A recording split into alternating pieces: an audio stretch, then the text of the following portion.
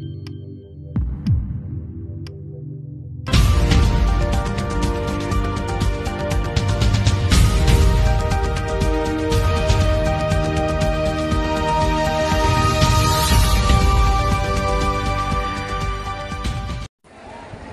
সংস্কারের দাবি ও সারা দেশে আন্দোলনরত শিক্ষার্থীদের উপর ছাত্রলীগের হামলা ও পুলিশের গুলিতে ৫ জন ছাত্র নিহত হওয়ার প্রতিবাদে নারায়ণগঞ্জ শহর প্রাণকেন্দ্র চাষাঢ়া সড়ক অবরোধ করে বিক্ষোভ করছেন শিক্ষার্থীরা।